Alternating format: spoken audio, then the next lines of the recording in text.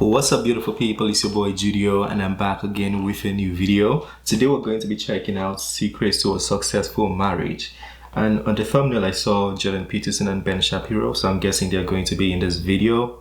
Hopefully that was not clickbait, but I'm excited for it. I'm not married yet, but this would be good advice for all of us, married and unmarried, or married and yet to marry. I'm ready. Without wasting your time, let's get to it.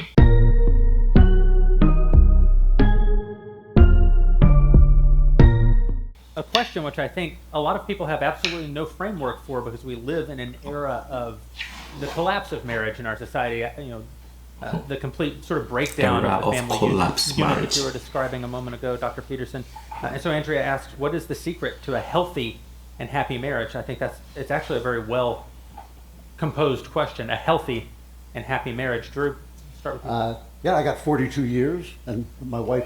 Yeah. And it's possible she's here tonight if she hasn't gotten up and gone home. But I used to answer that it was simple politeness, treating each other with kindness. But then I realized what I was really saying is that it's gratitude. It is gratitude for the invisible things that your spouse does for you every single day and does for you simply by existing, and including her and including him in your own achievements and in your own ego. My wife is as much a part of my ego as I am. Her pain is my pain. Her joy is my joy. I hope she feels that way about me. And I think that takes time to establish. And kindness and gratitude are the way to take that time until you're so much one entity that you just feel with each other and care so much for each other that you're there for one another when you need them. That's a very good point. I also think kindness and gratitude is a trait to have to coexist with anybody too, like going beyond your spouse. Just kindness and gratitude, it allows more people to be around you comfortably or long enough. Can we go around this way, because I don't want to have to go after Jordan Peterson? Okay, good. I'll allow it. Candace Owens is also there. Everybody, the whole squad. Like, I think that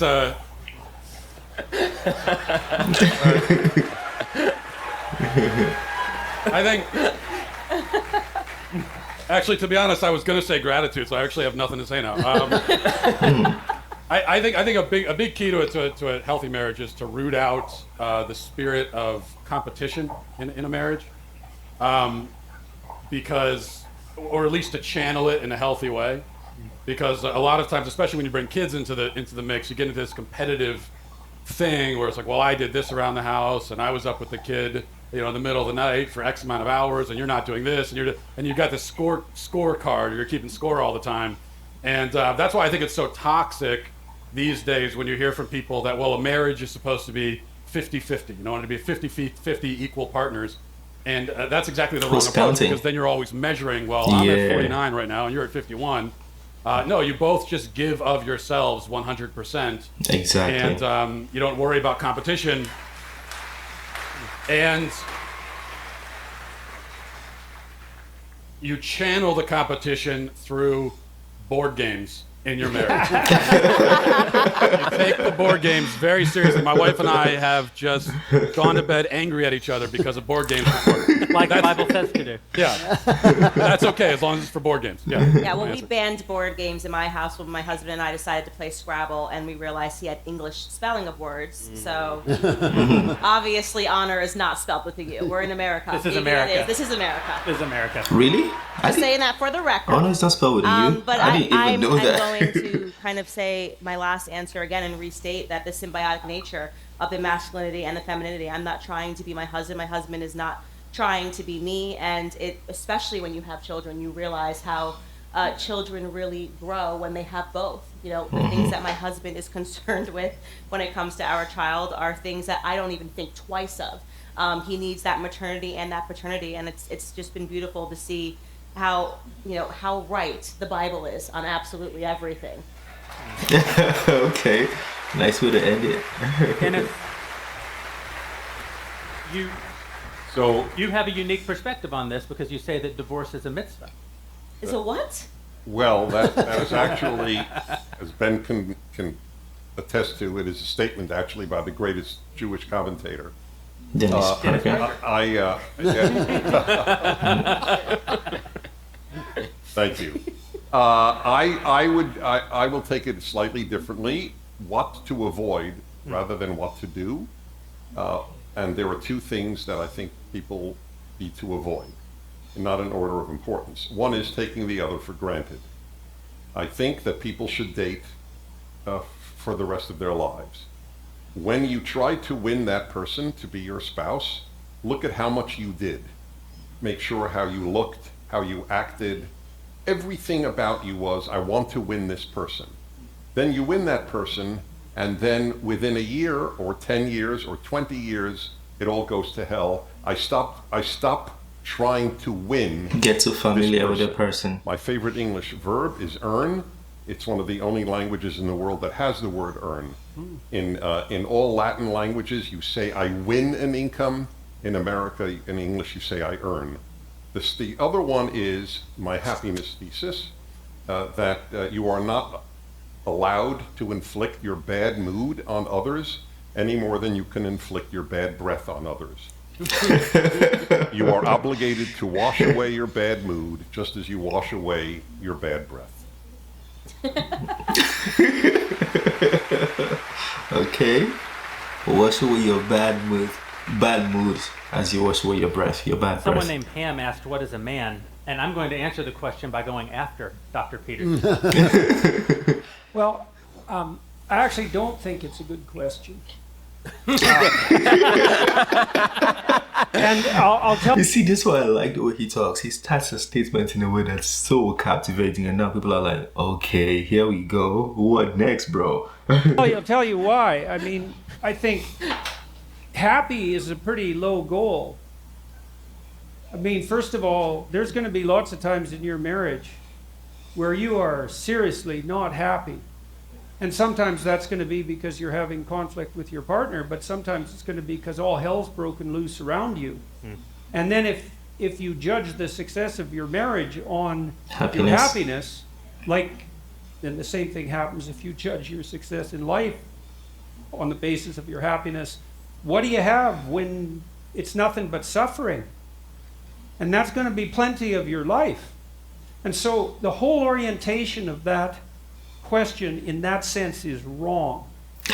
What you want to have in your marriage is, I would say, first and foremost, like a scrupulous honesty. And I don't just mean that you tell each other the truth, because you can be brutal with the truth. I mean the kind of honesty that's devoted towards thriving in love, you know? And you want to act nobly in your relationship. You want to be reliable and productive and generous and then if you're lucky, now and then, you get happiness. You might be happy.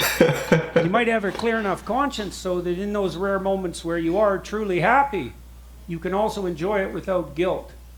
And so you aim at something a lot higher than happiness, and then you welcome it if it deigns to land on you for brief moments of time.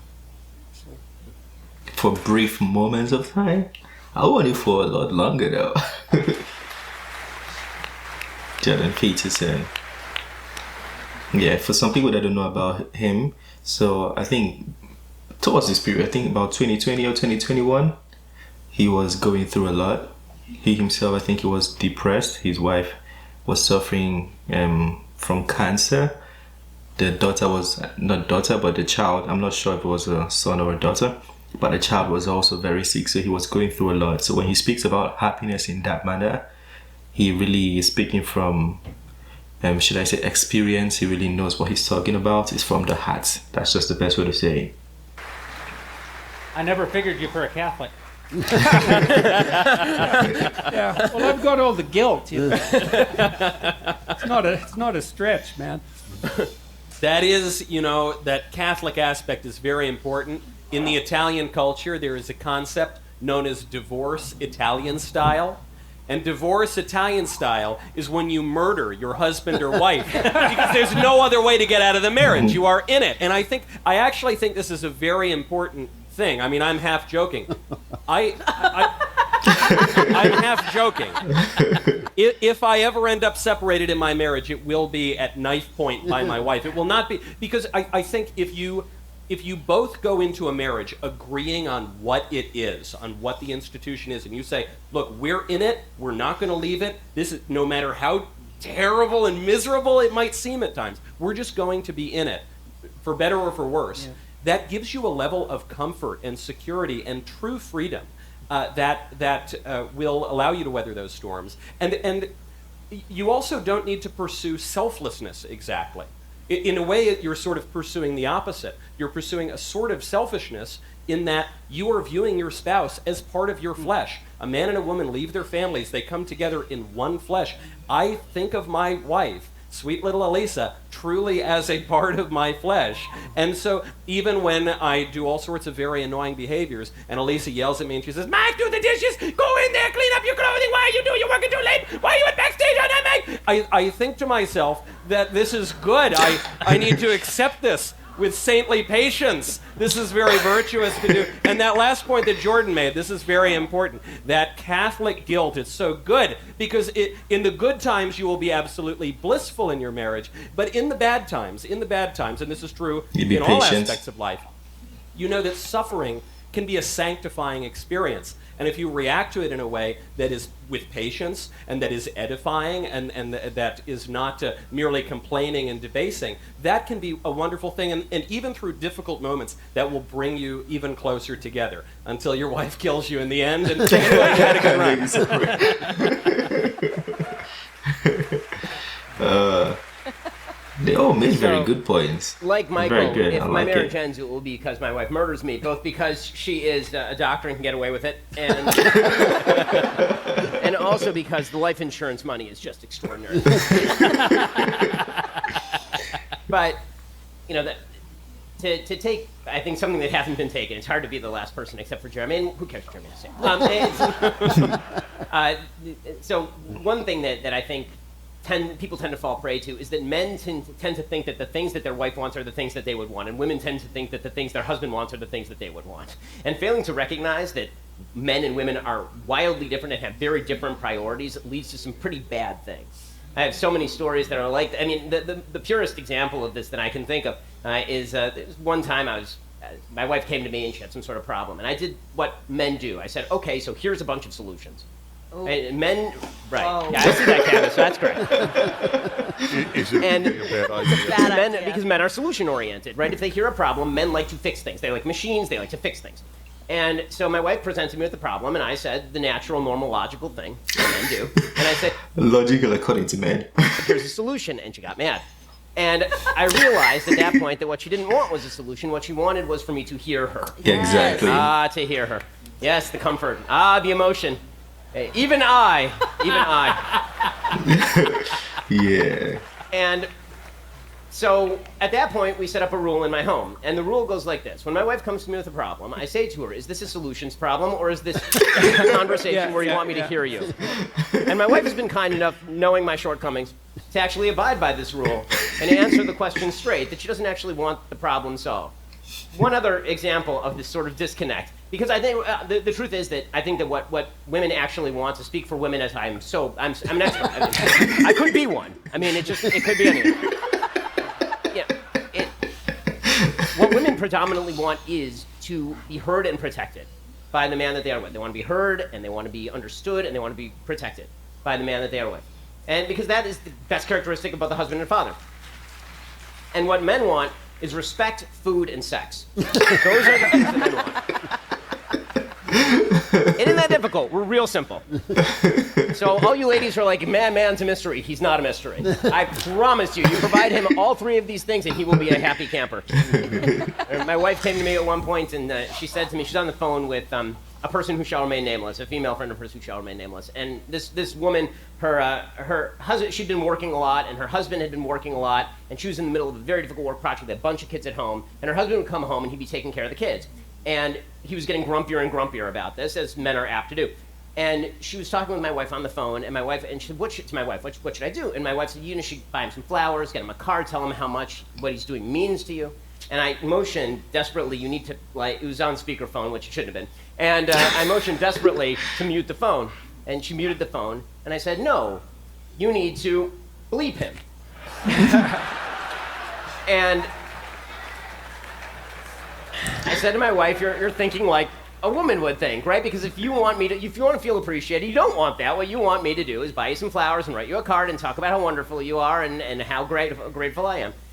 And my wife, being a woman of good sense and practicality, nodded firmly, took off the mute, and said, go home and sleep with your husband. And it was good for the marriage. As it turned out.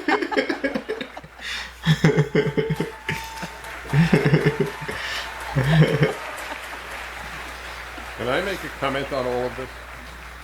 I would just like to make a comment observing all of this. No, it's not what you expect. Okay, let's hear you. This whole dialogue would be inconceivable at any left-wing place. And the reason is, we're real. They hate reality. None of this discussion, especially the last comment. No, I could prove it. This will take just literally under a minute. About 10 years ago, I wrote a column every week, so 20 years of columns. 1 year, I wrote a 2-part column on the subject of if you're if a wife is not in the mood. That's what it was, a 2-part column. Mm-hmm. And the whole thesis, which I put in such gentle phraseology. Go home and bleep him. If your husband is a good man, if you respect him, if he treats you beautifully, then don't only allow your mood to determine whether you sleep with him. That was the thesis of it. Of course, there are times when obviously that will determine, but not always. Just as mood cannot determine almost anything good that we do. I don't determine whether I go to work based on my mood. The Daily Kos wrote, headline, you can see it, it's still up there, Dennis Prager advocates marital rape. Clickbait, don't blame them, it's clickbait, people. You see, the people who write these things, they might not even be on any side. They're just trying to make money off dragging your name through the mud. That's just what they're doing, which is not ideal, but people still do it. Yeah. They hate reality. So one of the practices that my wife and I have that really helped us a tremendous amount more recently, when we were both recovering from very serious illnesses, is we had instituted a policy of regular dates.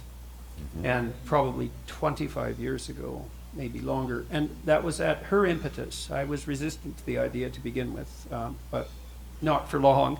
Yeah,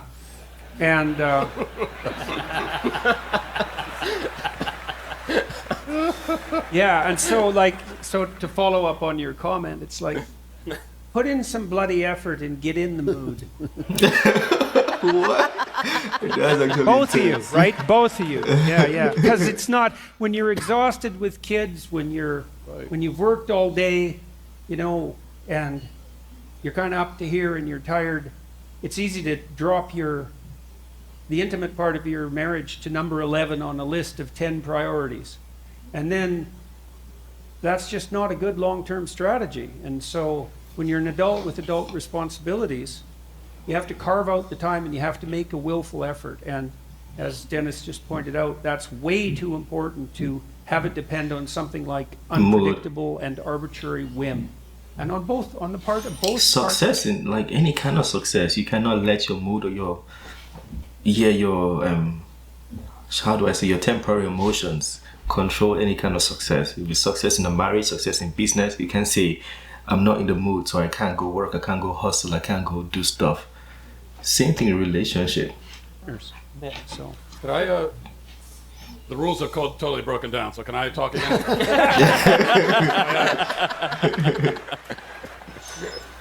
After listening, I just want to give one other, because after listening to all this, I feel like My answer should be more sexist, like the rest of you.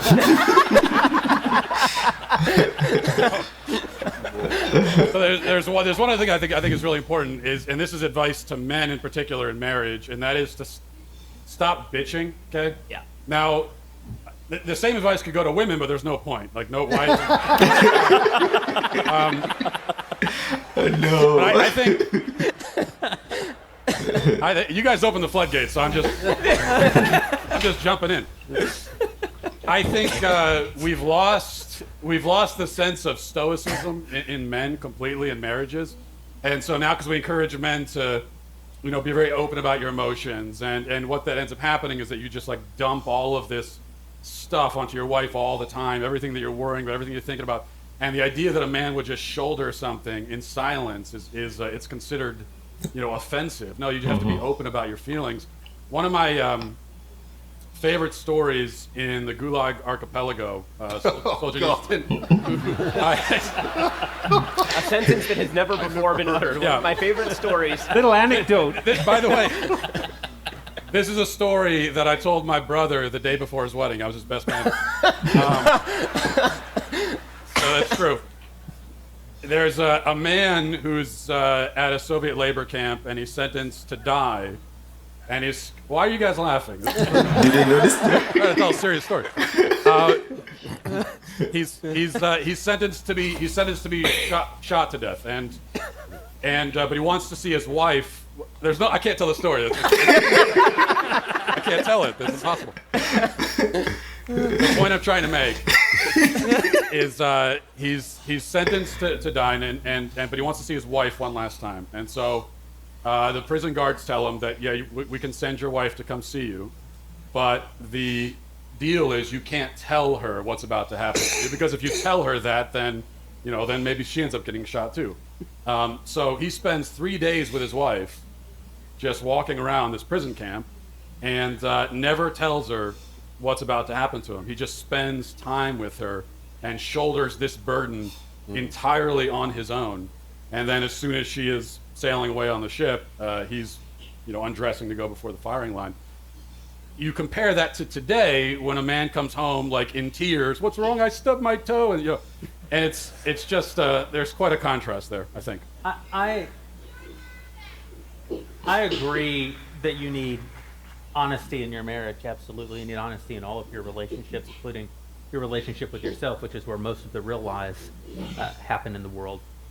But I think that, kind of to your point, Matt, I think that there's a difference between honesty as a general statement and honesty in the specifics.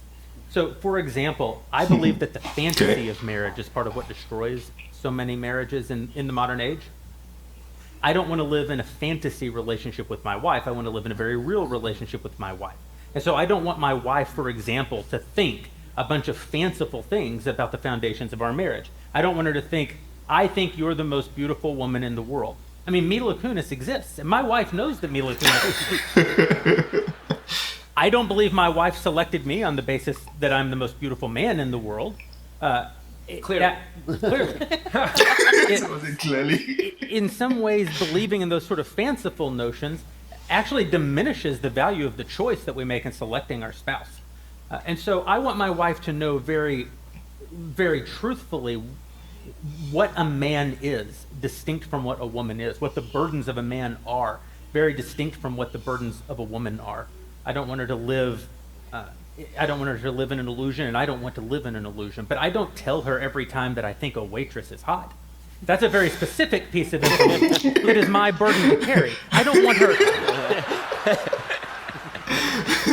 Specific honesty. I don't want her to think that I don't think waitresses are hot, right? I don't want her to think that men are the same as women, or that I'm better than I am. But I also don't want to burden her with all the particulars. And I think that's kind of part of what you're saying, is that we do have to carry part of this. I have a lot to say on the topic of marriage. I've had the honor of officiating 24 or more weddings, some for people who are here, people who are very dear to me, lifelong friends. I got to pastor a church for many, many years in Los Angeles. Even our friend Laurel, who's here today, I had the honor of marrying her to her husband. And And so I've had the opportunity to think a lot about if you're going to take on the responsibility of officiating a wedding, you have an obligation to try to impart some pieces of wisdom to people before you do it. And a lot of it's very practical. Don't go tit for tat. Don't keep score. When you have to give each other the right to criticize one another. You can't navigate 40, 50, 60 years of life with someone who has no opportunity to criticize you. Men and women are different. You're going to have different needs. Don't try to place your